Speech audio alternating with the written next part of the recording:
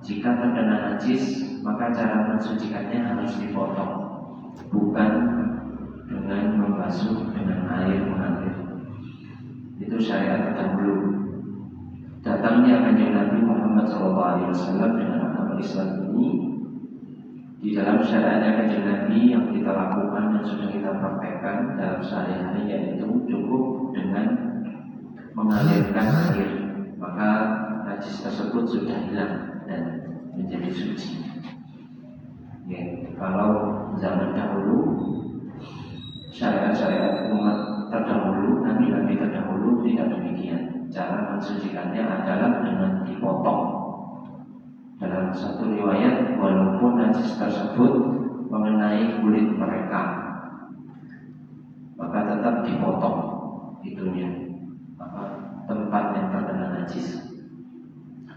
Yang kedua adalah, dan dengan syariat, dengan rahmatnya Allah yang Allah turunkan melalui Kanjeng Nabi Muhammad SAW, syariat itu dihapus, diganti dengan iraqatul ma' wa ghuslul mahal faqat. Cukup dengan dialirkan air di tempat najis, maka tempat atau pakaian tersebut sudah suci. Suci bukan hanya bersih saja, tapi suci. Bisa digunakan untuk sholat. Itu yang pertama. Yang kedua adalah, jika ada orang haid, maka di dalam rumah itu tidak boleh ada anggota keluarga yang lain. Cukup hanya orang yang haid saja. Saking indahnya orang yang haid, saking najisnya. Datang syariatnya Nabi Muhammad SAW, maka orang haid tetap boleh diajak untuk makan bareng, bahkan yang suami istri tetap boleh istirahat di satu kamar. Boleh. Kemudian yang ketiga adalah ada ta'yinul qisas. Orang yang terbunuh, maka orang yang membunuh salah atau sengaja, maka tetap harus diqisas. Yang keempat yang malam ini kita baca adalah qatlun nafsi bitaubah. Cara taubatnya kita umatnya Nabi Muhammad SAW dengan umat-umat terdahulu berbeda. Kalau umat terdahulu,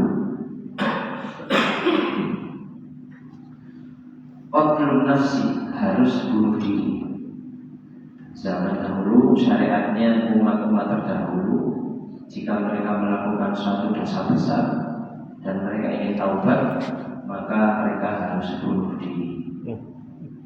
Wa dzalika annahu lamma 'abadul 'ijl, ketika mereka menyembah anak sapi, bayyana Musa alaihi salam, Nabi Musa memberikan cara untuk bertaubat. Wa huwa ayatul bari'u minal mujrim fatubu ila Allah fatubu ila bari'ikum faqtulu anfusakum. Dalam surat Al-Baqarah diceritakan fatubu ila bari'ikum, maka bertaubatlah kepada Allah. Bagaimana cara bertaubatnya? Faqtulu anfusakum, bunuhlah diri kalian. Al-Baqarah ayat 54. Faqtulu anfusakum dzalikum khairul lakum 'inda bari'ikum. Lanjutan ayatnya adalah faqtulu anfusakum dzalikum khairul lakum 'inda bari'ikum. Itu lebih baik di sisi Allah. Fataba 'alaikum. Nah, ini yang penting ayat ini. Fataba 'alaikum. Ketika kalian melakukan bunuh diri dengan cara bunuh diri dalam taubat nasuha, dengan bunuh diri, fataba 'alaikum, taubat kalian baru diterima. Kalau enggak faqtulu anfusakum, tidak bunuh diri, maka taubatnya belum diterima. Tapi syariat itu sangat berat, ya, berat sekali. Wadhalika aidan huwa tariqut taubah fi jumlatin minal ma'asi. Bahkan itu adalah cara taubat jika seseorang melakukan maksiat-maksiat kecil. Fi jumlatin minal ma'asi yakunu bi qat'il a'dha'il khati'ah, yaitu dengan memotong lagi, dengan memotong anggota yang melakukan kesalahan. Kan lisan fil kadhib, seperti lisan ini kalau berbohong maka harus dipotong, lisannya dipotong. Itu syariat dulu. La ilaha illallah. Kalau ketahuan bohong maka dipotong hilangnya. Wa dzakara fi zina, kalau ada orang zina maka kemaluannya dipotong. Wa faq'il 'aini fi an-nazar, kalau ada orang wa faq'il 'aini fi an-nazar lil ajnabiyyah, dan kalau ada orang yang jelalatan matanya melihat ke yang bukan mahram maka matanya diambil apa namanya, dijongkel, matanya dijongkel. La ilaha illallah. Sangat berat sekali. Itu berat-berat itulah yang dinamakan al-isru, yang disebutkan di dalam surat Al-A'raf ayat 157. Wa yad'u 'anhum isra'um wal amlal allati kanat 'alaihim. Ya. Itu adalah syariat yang sangat berat yang diwajibkan kepada umat-umat terdahulu. Cara taubatnya seperti itu. Akan tetapi amal umatul Muhammadiyah fa inna Allah subhanahu wa ta'ala, sesungguhnya Allah subhanahu wa ta'ala sahhala laha, memudahkan cara taubat.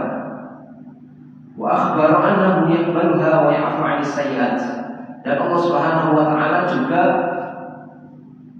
menerima taubat kepada umatnya kanjeng Nabi Muhammad sallallahu alaihi wasallam, wa ya'fu 'anil sayyi'at, dan juga memaafkan kesalahan-kesalahan. Ya, kalau sayyi'at itu adalah kesalahan yang dilakukan antara manusia sesama manusia. Wa annahu yafrahu biha ashadda min farahil ummi waladiha al-muti'il ghalibi anha. Dan apabila ada seseorang dari umatnya kanjeng Nabi Muhammad sallallahu alaihi wasallam yang bertobat, yafrah, Allah Subhanahu wa taala itu senang sekali. Ini yang seperti disebutkan oleh Imam Nawawi di dalam salah satu karya monumental beliau, Riyadhus Shalihin. Itu beliau Imam Nawawi yang di Damaskus ini, ulama Damaskus yang punya Riyadhus Shalihin, Al-Adhkar. Wa annahu yafrahu biha ashadda min farahil ummi waladiha.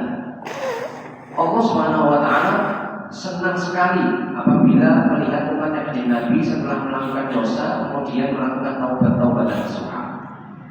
Asyadda, lebih senang min farahil ummi bi waladiha, daripada senangnya seorang ibu kepada anaknya yang masih kecil, al-ghaibi anha, yang hilang.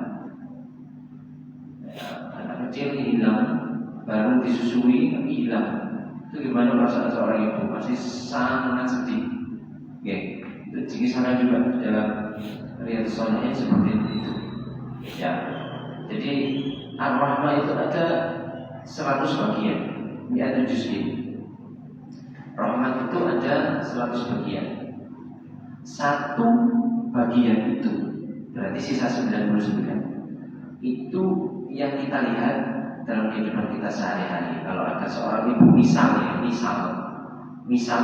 seorang ibu kehilangan anaknya yang baru disusui, baru beberapa bulan, baru beberapa tahun, itu apabila al-ghaib anha, apabila hilang, kemudian ketemu lagi, bagaimana perasaannya? Senang banget nih, senang sekali.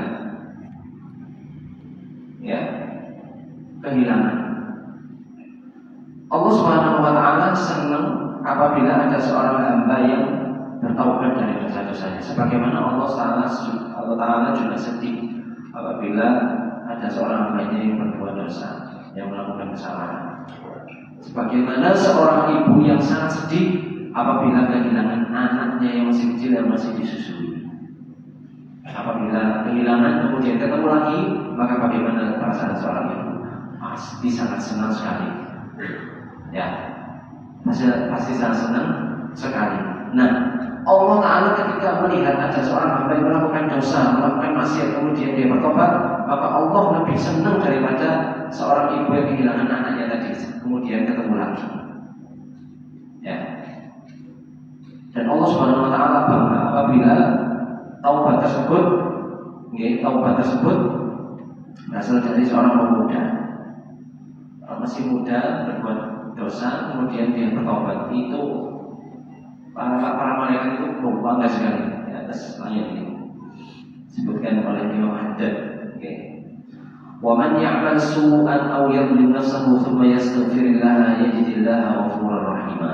Barang siapa yang melakukan dosa, melakukan kejelekan, melakukan kekhilafan, aw yadhlim nafsahu, dalam surat An-Nisa ayat 110, aw yadhlim nafsahu, kemudian dia menzalimi dirinya sendiri dengan melakukan dosa, thumma yastaghfirullah, kemudian dia melakukan istighfar kepada Allah Subhanahu wa taala, yajidillaha ghafurur rahim, maka dia mendapati Allah Maha mengampuni dan Maha penyayang apabila seorang itu bertaubat. Di dalam beberapa kitab-kitab tasawuf itu banyak sekali pintu-pintu orang itu mendapatkan rahmat Allah.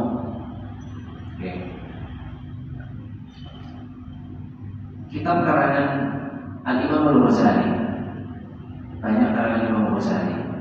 Syekh Muhammad Sa'id Ramadan Al-Buti, ulama dari Syam, beliau sangat alim. Beliau pernah menyebutkan bahwasanya Imam Ghazali itu banyak karangan kitab itu banyak sekali dan semuanya berkah.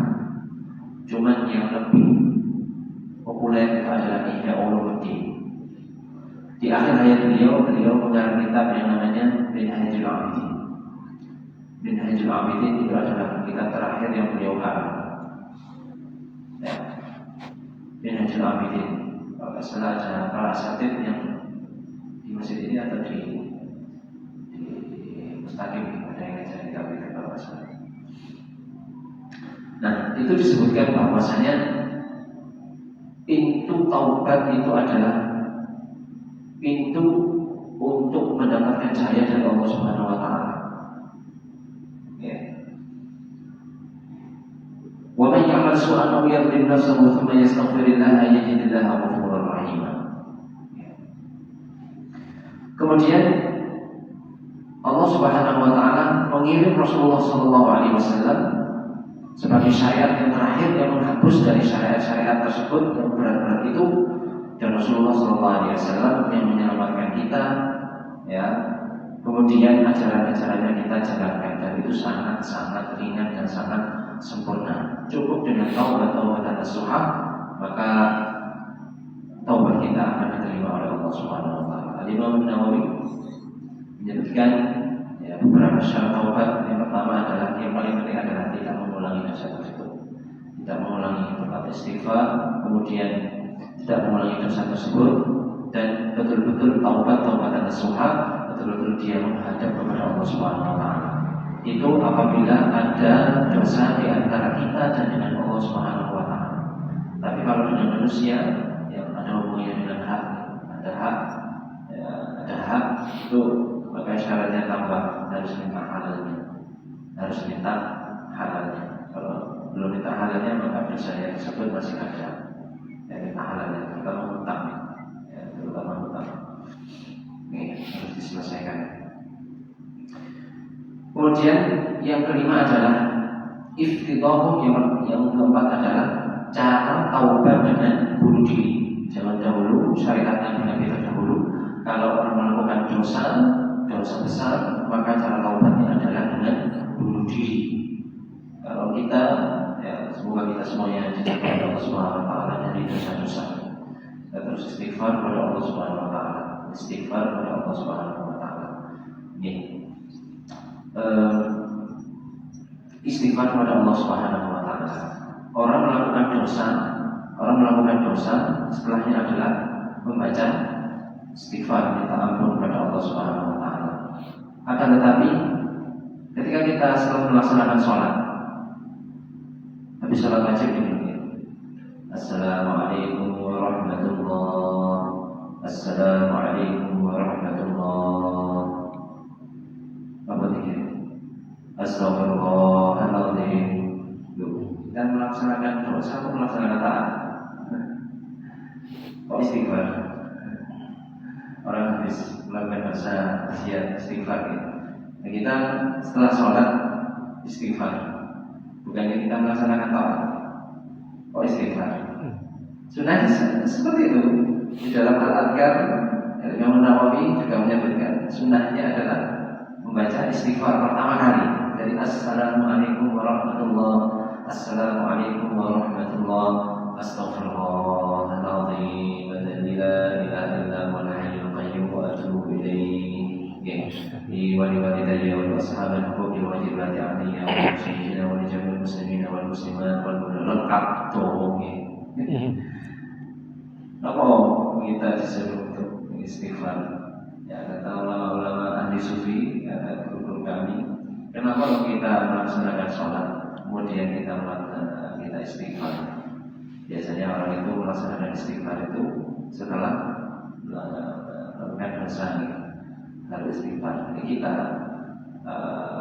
sholat, tapi kita istighfar. Itu adalah bukan untuk meminta karena kita melaksanakan dosa, bukan sholat yang kewajiban, bukan dosa. Kenapa? Karena kita walaupun karena haknya Allah SWT itu sangat-sangat besar sekali kepada kita. Haknya Allah yang harus kita penuhi itu sangat besar, sangat-sangat besar. Dan kita walaupun kita sholat itu masih banyak kekurangannya. Sholat masih kepikiran, sholat masih kepikiran, kadang pikiran ATM ini, pikiran ini dan itu, pikiran duniawi.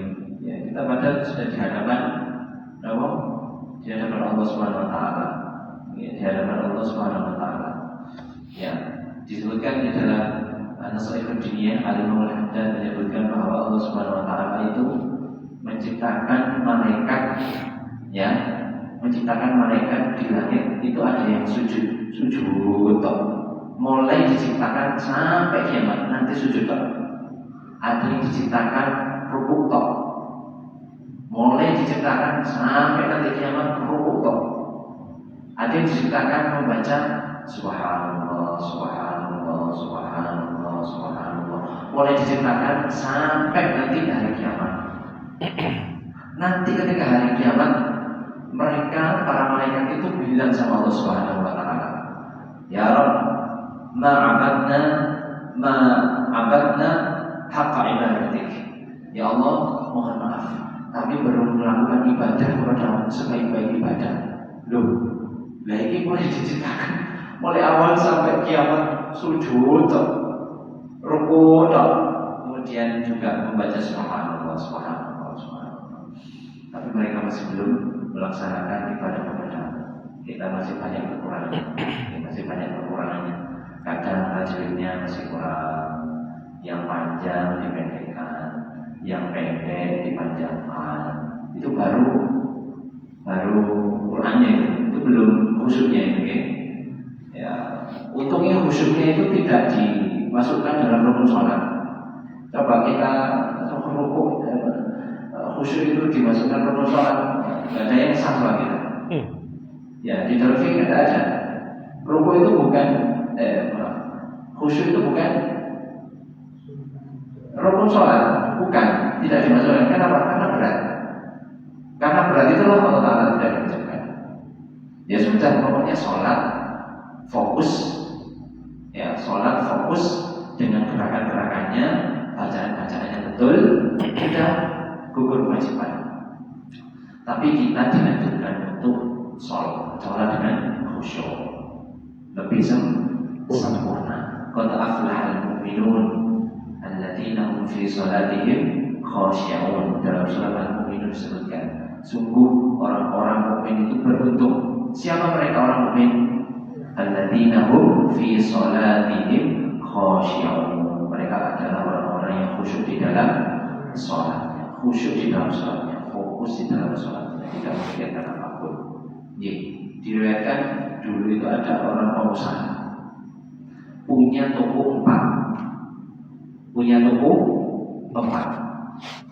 dan beliau itu rajin sholat jamaah itu rajin. Pada suatu saat beliau sholat isya, kemudian beliau ini takbir dengan imam rakaat pertama. Allah. Beliau ada di belakang saf, paling belakang safnya. Rakaat kedua. Allahu Akbar. Tasyahud awal berdiri. Rakaat ketiga. Allahu Akbar. Kemudian pada saat rakaat ketiga, yang tadinya itu harusnya berdiri, imamnya itu tasyahud akhir. Tasyahud akhir. Imamnya tasyahud akhir. Oh, ini paling ini paling mengadep. Ternyata imamnya salam. Assalamualaikum warahmatullahi. Assalamualaikum warahmatullahi. Yang di belakang bapak tadi itu kurang siji.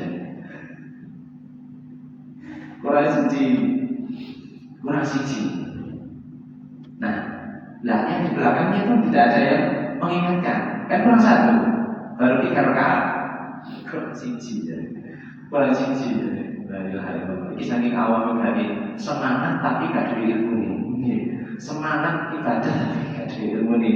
Akhirnya ibadahnya batal. Akhirnya yang di belakang tadi itu, belakangnya itu tidak ada yang rumah, nggak ada yang mengingatkan. Pikirannya itu sudah 4 rakaat. Nah, setelah salam sudah selesai, akhirnya semua jamaah ini heran-heran sama satu bapak ini. Ya, imamnya juga heran sama bapak satu ini. Dan semuanya diam. Ini kok malah kurang satu, kurang siji. Ternyata apa? Lah iya, Pak, sampai kok ingat? Loh, kita nggak ada yang ingat. Saking khusyuk. Iya. Jadi aku mengibu sholat rakaat pertama itu aku iling tubuhku sing dipun. Sing kedua iling tubuhku sing dipun. Sing ketelu aku iling tubuhku sing dipun. Lah masalahnya sampai salat tapi tubuhku sing dipun belum tak absen. Kurang kena sing absen yang nomor 4 dulu. Lah ya berarti sholatnya itu ngiling-ngiling ambil absen tubuh cek kalah ternyata. Tidak lupa kalau rakaatnya itu 4. Ya. Berarti khusyuk apa betul? Antara khusyuk dan tidak nih. Diarani khusyuk itu ya bener 4 rakaat. Enggak diarani khusyuk itu ngiling-ngiling tubuh nih. Ngiling-ngiling tubuh. Jadi dia itu ngabsen sholatnya wis papat itu karena dia itu ngabsen tubuhnya. Ya, ngabsen tubuhnya. Jadi dia itu sambil ngabsen tubuhnya.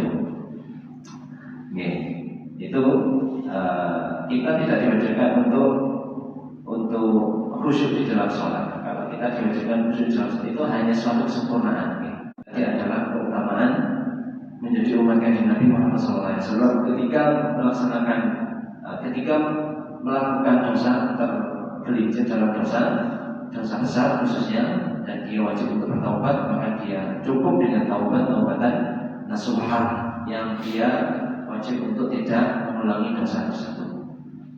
Dosa judi kita diberikan taubatan nasuhah Allah Subhanahu wa taala. Ya, itu tadi khosais umat Muhammadiyah. Kita lanjutkan kajian fikih kita. Di pertemuan yang lalu kita telah sampai di bab tentang najis mughalladzah, najis mukhaffafah, najis mutawassithah. Kemudian beliau menyebutkan di sini ma'ul usalah. Beliau menyebutkan di sini ada subbab yang namanya ma'ul usalah. Air yang sudah digunakan untuk membasuh, air mengalir. Apa maksudnya adalah wal ma'ul musta'mal fi izalatin najasah. Kita kembali ke ini. Huwal ma'ul musta'malu fi izalatin najasah. Yaitu air musta'mal. Musta'mal itu adalah yang sudah dipakai. Fi izalatin najasah, untuk menghilangkan najis. Hukmuhu, hukumnya bagaimana?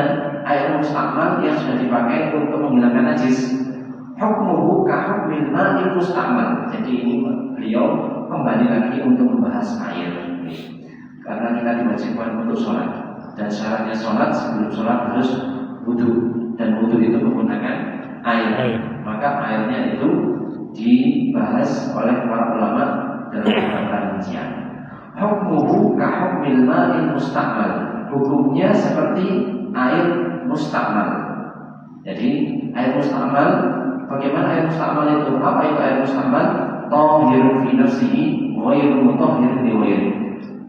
Air mustakmal itu suci, tapi tidak bisa mensucikan yang lain.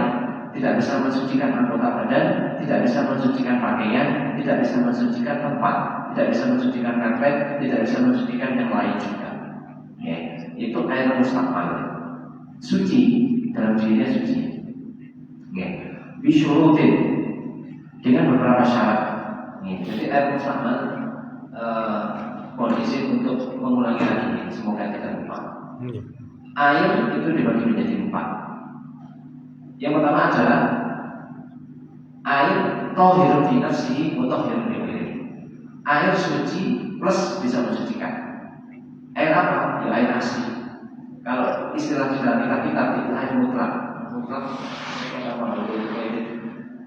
Yang paling simpel adalah air murni, air asli yang turun dari atas langit atau yang muncul dari bumi.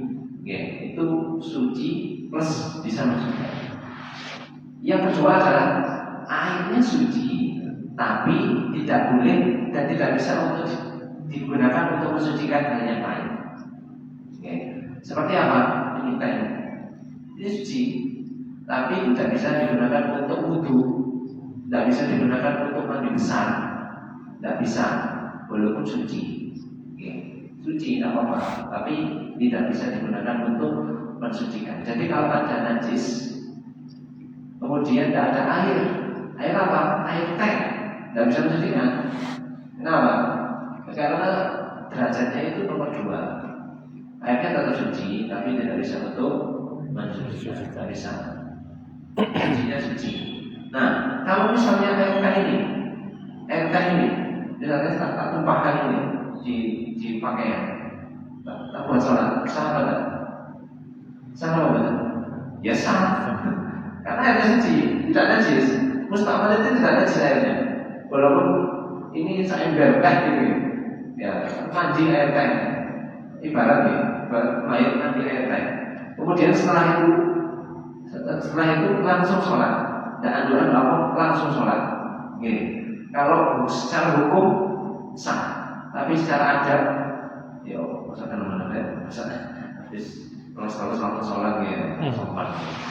Ya, ada hukum, ada adab. Ada hukum, ada adab. Nah, itu air suci, tapi tidak bisa untuk mensucikan kopi, kemudian susu, dengan air, tapi tidak bisa untuk mensucikan. Tapi kalau kena baju, ya kotor. Tapi misalnya orang itu kan ada perumahan tidak ada masjidnya, tapi dia pengen jamaah, dia harus keluar dari komplek itu, harus keluar kotor. Ya, dia habis beli apa misalnya takjilan, kemudian beli takjilan ternyata ini apa bungkusnya nggak rapat, akhirnya tumpah kena sarungnya, misalnya. Nah ini jauh, waduh ini sudah di masjid ini, tapi mobil ini kena air dengan ini tumpah kena sarung ini. Bagaimana? Mau balik lagi ke rumah? Mau ganti sarung? Tidak perlu, pakai aja nggak apa-apa. Ya karena jauh, misalnya jauh, ya dipakai saja nggak apa-apa, karena itu suci, tetap sah. Kecuali kalau kena darah buahnya, nah itu baru beda ya, itu najis. Harus ganti kalau gitu. Nah, ini airnya suci. Nah, airnya suci. Tahirun fi nafsihi wa tahirun li ghairihi. Ini yang kedua. Yang ketiga adalah air yang terkena najis. Air tadinya suci tapi terkena najis, ibaratkan air kencing atau kena cipratan darah, ya, itu airnya berubah, maka itu airnya namanya air yang mutanajis. Air yang mutanajis, dan itu tidak boleh digunakan untuk bersuci karena sudah kena najis. Yang terakhir adalah air suci tapi makruh untuk dipakai, yaitu adalah ma' musyammas. Ma' musyammas itu adalah air yang kena terik matahari, tapi ini tidak ada di Indonesia karena tidak ada. Syarat-syaratnya banyak, ketentuannya banyak. Suci, sah, suci mensucikan, tapi tidak dianjurkan untuk dipakai. Dan ini jarang dan bahkan tidak pernah terjadi di Indonesia. Ya, terjadinya di daerah-daerah yang panas sekali. Ya, panas sekali, daerah panas. Ya, itu baru berlaku yang keempat ini. Ya. Untuk yang pertama, yang kedua, dan ketiga itu banyak terjadi di dalam kita. Nah, sekarang kita adalah ma' musta'mal. Nah, ma' musta'mal, air musta'mal itu dibagi menjadi dua. Ada air yang setelah dipakai untuk mengangkat hadas, itu namanya musta'mal. Jadi basuhan pertama ketika kita membasuh muka, itu hadas kecilnya hilang. Ya. Nah, air yang sudah kita gunakan untuk wudu yang pertama lagi, basuhan pertama. Nah, kemudian diratakan. Nah, air yang terpisah ini itu namanya musta'mal. Kalau yang nempel beda. Jadi air musta'mal itu adalah air yang digunakan untuk mengangkat hadas, dan itu basuhan yang pertama. Yang kedua dan ketiga enggak, itu sunnah. Ya, sunnah itu menyempurnakan. Sunnahnya 3 kali. Tapi yang untuk mengangkat hadas itu yang pertama. Dan ini boleh dilakukan pada saat orang itu ada uzur. Misalnya habis safar ya, safar. Kemudian sisa waktu 5 menit, maka tidak dianjurkan untuk 3 kali. Kudu harus 1 kali saja, karena waktu sudah beda. Ya, tidak harus 3 kali. Kan kita bisa 3 kali ya. Ya karena kita sebenarnya di awal waktu. Jadi waktunya masih banyak. Ya, waktunya masih, maka disunahkan untuk 3 kali. Yang pertama itulah yang yang dinamakan mengangkat hadas yang pertama. Yang kedua sunnah. Yang ketiga sunnah. Oke. Kalau kita ibarat waktunya kurang 10 menit, ya di akhir sudah mau habis waktunya, maka yang wajib saja kita lakukan. Tapi kalau kita cukup untuk 3 kali, silakan. Tapi kalau cukup ini, kalau saya butuh ini lumayan lama 3 kali. Karena kalau saya 1 kali, insya Allah cukup.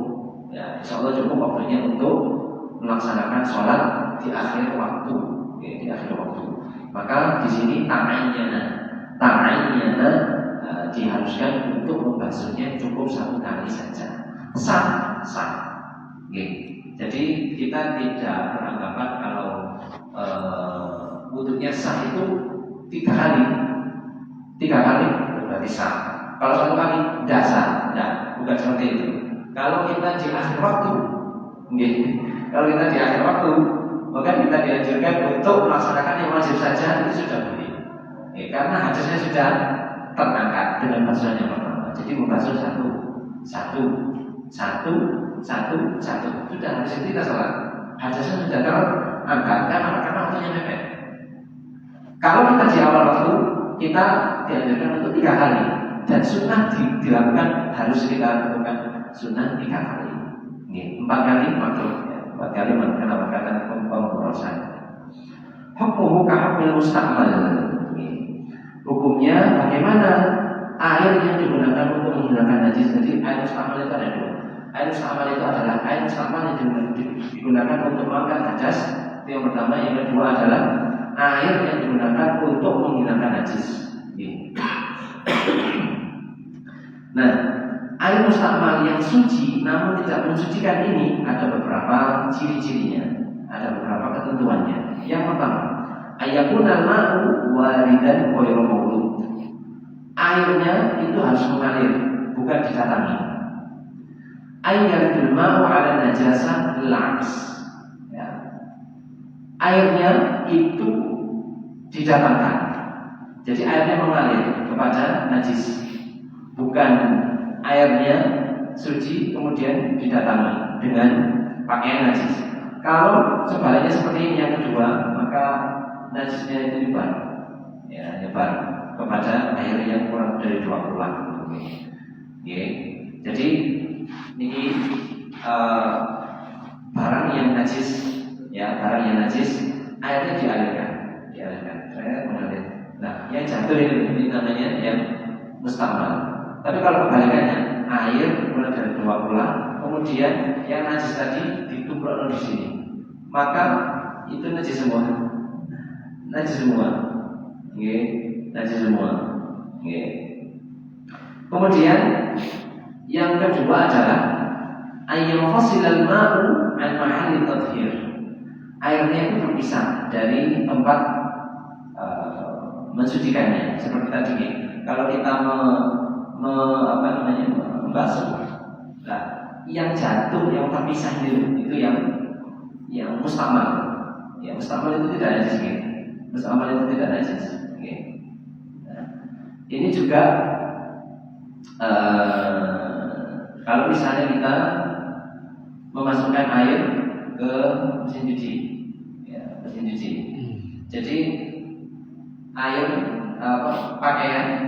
pakaiannya dulu dimasukkan, ya, maksudnya ini menghindari biar tidak najisnya kemana-mana. Pakaiannya dulu, ya, itu ditutup dulu, disumpel dulu, ya.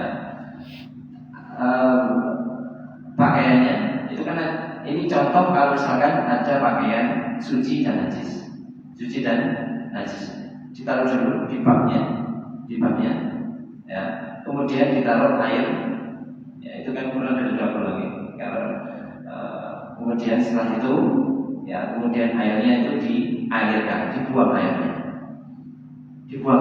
Nah, air yang dibuang itulah yang mustamal, air yang mustamal. Setelah itu aman sudah. Setelah itu aman sudah dibobok, ya, sudah dibobok, udah airnya kemudian disiram. Setelah itu dibuang lagi, nah, setelah itu baru dicuci. Tapi kalau sebaliknya, air dulu, sudah airnya sedikit, ditambah deterjen. Kan keluar dari 2 pola, ditambah deterjen. Deterjen itu tidak mensucikan, hanya membersihkan saja. Airnya sedikit, keluar dari 2 pola. Setelah itu pakaian yang suci dan najis campur dari sana. Nah, itu najisnya itu nyebar. Jadi air suci, tadinya suci, tapi setelah dikasih oleh pakaian yang campur najis dan suci, maka semuanya najis. Bagaimana cara mensucikannya? Ya harus dikira lagi sehingga tadi kita kira berarti ini sudah najisnya tidak ada. Jadi air yang sedikit itu yang mendatangi, yang bawah, yang terpisah itu adalah yang mustamal. Kemudian yang selanjutnya adalah an yang fosila. Ya ayam fosilal ma'u an mahalli tathhir.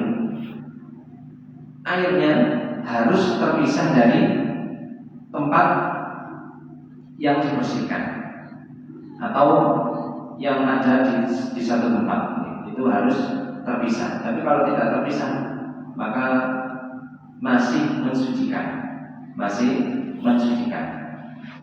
Allah yatabayyan, ya, Allah yatabayyan. Air mustamal itu jangan sampai berubah. Fa in taghayyara fa huwa najis. Kalau airnya berubah maka itu najis. Jadi misalnya kita ada satu najis di satu tempat. Kemudian kita siram. Airnya sedikit. Airnya berubah. Yang tadinya menjadi berubah. Dan perubahannya itu perubahan yang parah. Maka ini menjadi najis, menjadi najis airnya karena sudah berubah. Ya, kalau tidak berubah maka dia tetap mustamal. Misalnya airnya 1 ember, tapi darahnya cuma 1 liter. Nah itu berarti mustamal. Jadi mustamal. airnya berubah, tidak. Tapi tadi ada najis yang dibersihkan atau yang disucikan, maka itu menjadi mustamal. Gimana caranya tadi tidak mustamal? Harus dikira lagi. Harus dikira lagi. Kemudian yang keempat adalah ayyakuna qalilan, airnya sedikit. Oh, tadi sudah disebut. Ayyakuna qalilan, airnya sedikit. Wa amma idza kana katsiran wa lam yataghayyar fa tahurun. Ayyakuna qalilan, air mustamalnya itu sedikit. Air mustamalnya yang digunakan untuk menghilangkan najis tadi itu sedikit airnya. Ya, wa amma idza kana katsiran, kalau airnya banyak, maksudnya sedikit sama banyak ini gimana? Kalau sedikit itu namanya kurang dari 2 bulan. Kalau banyak itu namanya 2 bulan atau lebih. Ya, 2 bulan itu sekitar 216 liter, sekitar segini. Walam yataghayyar, dan airnya tidak berubah. Ya, fatahurun, maka tahur, maka airnya itu suci plus mensucikan. Misalnya ada darah sedikit kemudian banyak, tapi airnya tidak berubah, maka ini bersama. Tapi kalau airnya bau banyak, ya airnya bau banyak sekali, ya kayak kali gitu ya, maka itu tetap boleh digunakan untuk bersuci. Nah, tapi kalau tadi satu ember tadi itu sama, tidak bisa digunakan untuk berwudu. Tapi kalau baunya 2 bulan mengalir, nah itu boleh digunakan untuk berwudu walaupun sudah digunakan untuk mensucikan najis tadi. Tapi airnya tidak berubah karena airnya banyak, kathir. Ya, kulatain 200 sekian itu sudah digunakan untuk bersuci, itu boleh. Tapi kalau kurang dari itu maka tetap mustamal. Kalau airnya berubah, sudah airnya sedikit dan berubah, maka itu najis. Ya, maka itu najis. Oke. Wallahu a'lam bishawab. Ila hadratin Nabi Mustafa Rasulullah sallallahu alaihi wasallam. Al-Fatihah. A'udzu billahi minasy syaithanir rajim. Bismillahirrahmanirrahim.